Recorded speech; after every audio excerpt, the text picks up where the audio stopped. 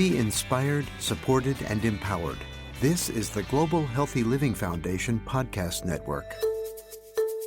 Welcome to The Health Advocates, a podcast that breaks down major health news of the week to help you make sense of it all. I'm Stephen Newmark, Chief of Policy at the Global Healthy Living Foundation. And I'm Zoe Rothblatt, Director of Community Outreach at GHLF. Our goal is to help you understand what's happening in the healthcare world to help you make informed decisions to live your best life. And today we're joined by Keyla Caba, who lives with Crohn's disease and ulcerative colitis. She is the CEO and founder of Connecting Pieces, a nonprofit with the mission to improve the lives of those impacted by gastrointestinal disorders, gastrointestinal cancers, and ostomies. Today we talk about her IBD journey, the importance of awareness and advocacy, and why she started Connecting Pieces. Great. I'm excited to have a listen. So, Keyla, welcome to the Health Advocates. Can you start by introducing yourself to our audience? Hi, my name is Keyla. I am 39 years old and I have Crohn's disease and ulcerative colitis. I have had the conditions for about 12 years now, which has left me with a permanent ostomy bag. I live in Boston, Massachusetts. I am a caregiver to a child with ulcerative colitis as well. A nonprofit founder and owner and a uterine cancer survivor and a patient advocate as well. And can you describe what those symptoms were like in the beginning? See, this is kind of interesting as well because in my story, I started to have symptoms when I was a child, but I was not officially diagnosed until I was 28 years old. So my parents kind of came from the Dominican Republic. They didn't speak a lick of English when they came to this country. And so I had to serve as a translator for them. And I don't know if it was just like me lost in translation or what the problem was, that there was a delay in my diagnosis. But when I was growing up, I thought that rectal bleeding, which is what I was having, and passing out as well with bowel movements was normal for everyone. And it wasn't until I worked in the healthcare field and I started actually working with children that have IBD. And I had passed out at work one day and one of my coworkers said, "Hey, that's not normal. You need to get that checked." So I was like, okay, I guess so. So I ended up going to the doctors. And even then, I didn't get my official diagnosis. I had to go for a second opinion afterwards. And that's when they told me that I had ulcerative colitis. Thinking about your journey to diagnosis and living with this disease, what's one thing that you wish more people knew about inflammatory bowel disease? I feel like it's everything, because there's not enough, not even myself as a patient. Like, I didn't even know enough. It's a lifelong condition. It's an invisible illness. I know, like, on the outside, right, I look okay, but on the inside, my body is like creating all this havoc that nobody can see and nobody knows that I'm experiencing. So it's a roller coaster ride that I did not sign up for, but I have learned to become friends with it. So many people and everybody's journey is so different, and you cannot compare like one person's IBD story to another. So those are definitely, I think, the main ones for me. It's so true that everybody's journey is so different, which kind of leads me into my next question, which is why do you think it's so important to raise awareness for Crohn's disease and ulcerative colitis? So I think it's important to raise awareness because just in having this condition for 12 years, even then I've seen science and so many things change already. In the beginning, I think there was only maybe 5 medications available for the condition when I was first diagnosed. Now I believe there's like 10 or 12. So that's one thing. But definitely too, if we don't raise awareness, like, how are other people going to know that this exists? Nobody enjoys talking about poop, first of all. No one enjoys talking about bathroom experiences, what they go through. And so some of the symptoms that you have when you're having Crohn's is some people have rectal bleeding is one of them, or diarrhea. And no one likes to talk about having rectal bleeding or diarrhea. And these are some signs of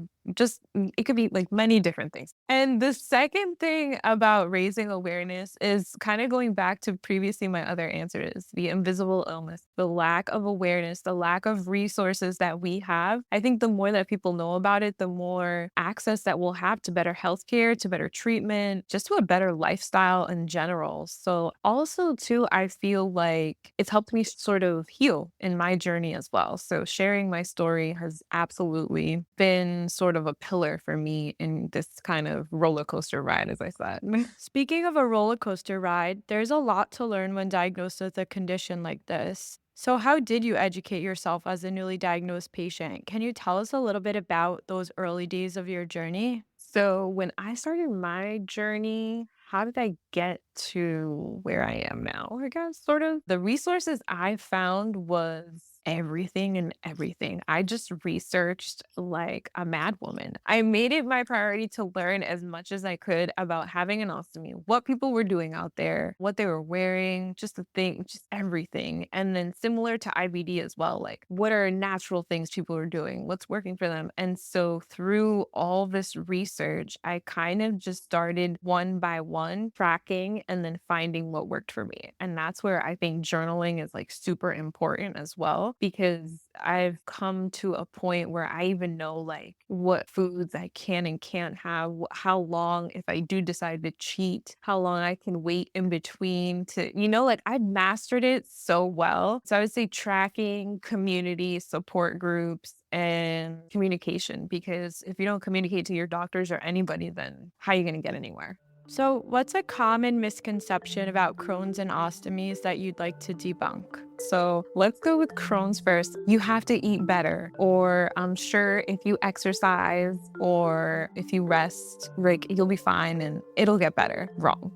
Take your medications and you'll be cured. There is no cure for Crohn's right now. There are people who can maintain the condition without being on medications, which is amazing for them, but there's no cure for this disease. And having an ostomy, we could be here all day talking about this. There's like, do we smell? Just personally, like I was like, am I going to be sexy? Am I going to be attractive? Am I going to be able to do anything? I wear whatever I want as well. As I said earlier, I'm a model as well. I've worn wedding gowns. I've worn bathing suits. I have modeled in anything and everything that you could possibly think of. And I've still been able to make it work or conceal it as well. Whichever way you are, not everybody likes to show their bag and some people don't care. I remember right out of the hospital, I was like, can I wear my seatbelt? Like, should I not let it be against my abdomen? Swimming. I like to shower without my bag sometimes. People who have ostomies don't even know that. So there's so many things that we can touch on, but we'd be here all day. Yeah, we would be here all day. So, speaking of day, what does a good day look like to you, and how does it differ from a bad day? So good days versus bad days. I feel like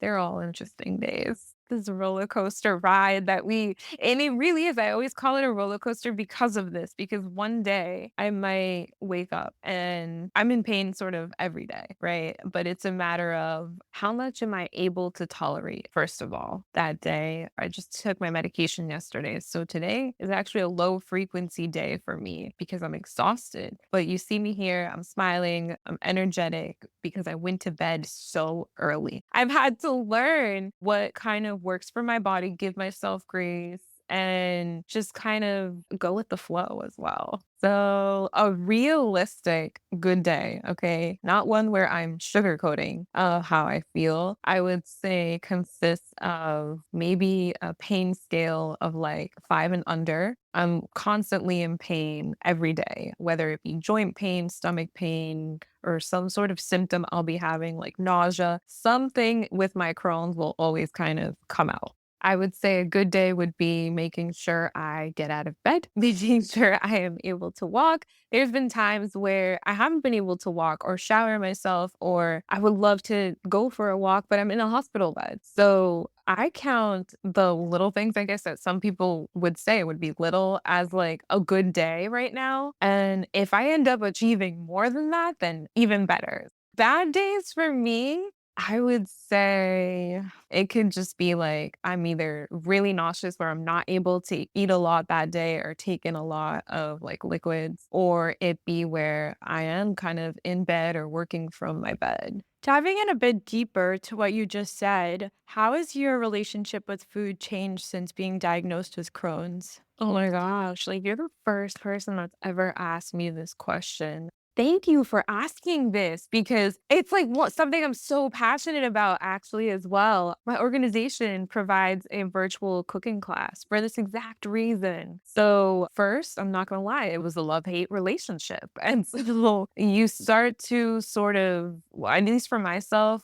build this fear because you could eat a cracker today and that same cracker tomorrow might make you so sick. And so you start to get this sort of trauma, I guess, and fear and anxiety with eating food. And you have to learn that, at least for myself, I had to teach myself it's not me. Like, it's not what I'm doing. I am doing all of the things that I know my body needs. Just right now, it's wreaking havoc and it's angry and it'll calm down and that cracker will be your friend tomorrow and the next day and after.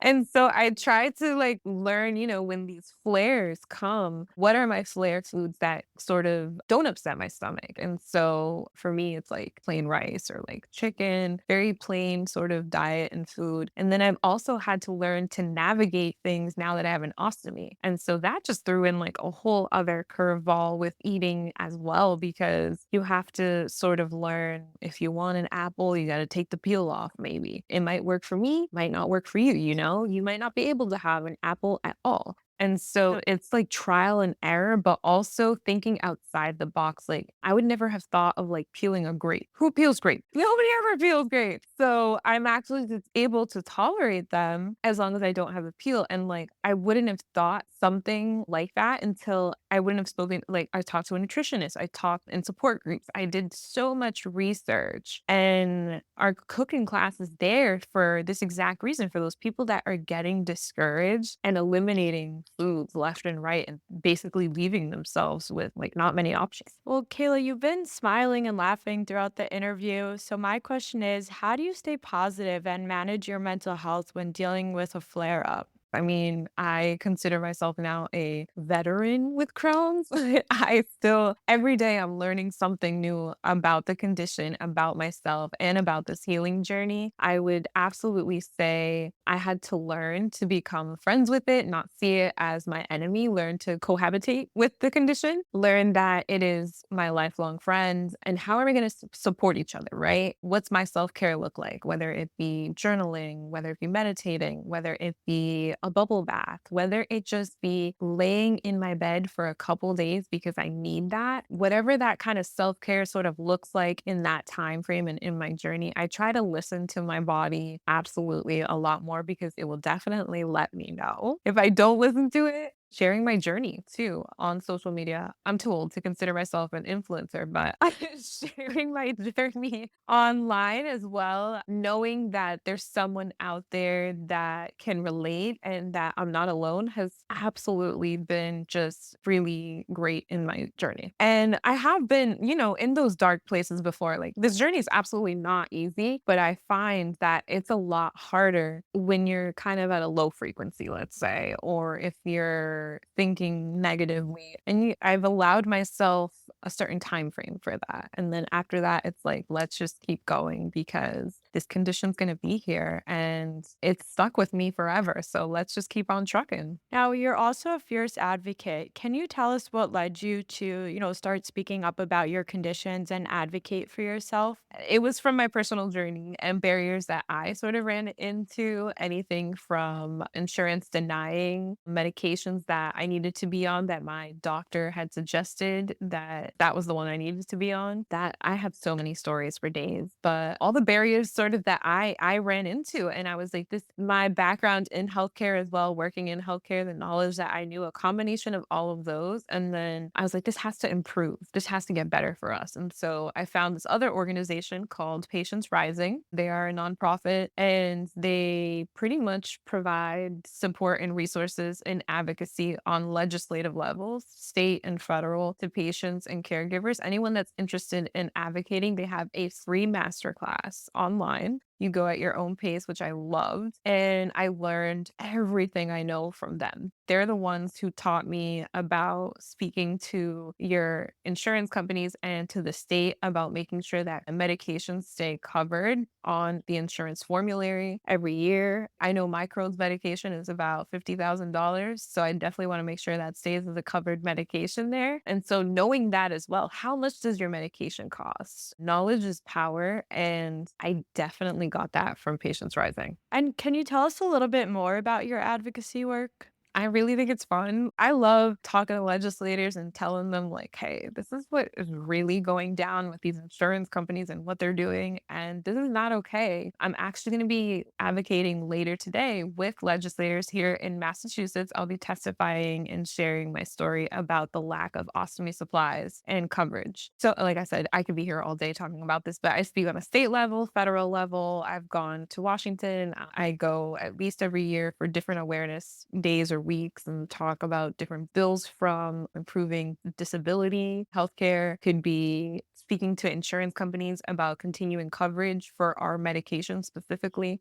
So, like I said, it could be like so many different, anything to improve the lives for our community. It really is so many different things. Would you mind telling us one example of a time you advocated with legislators that made you feel like you really made a difference? I would say getting the proclamation for Massachusetts for Ostomy Awareness Day, that was probably for me like the biggest thing, even though it's just like an awareness day and just the acknowledgement that they acknowledged it. And then I would say the current project, me testifying later today, we're about to meet with this committee who has the power to say either yes or no about covering ostomy supplies for people in our state. If this gets passed, then other states can start incorporating it as well. So for me, I would say probably today, right now. And can you tell us why having a support network is important for people living with chronic illness?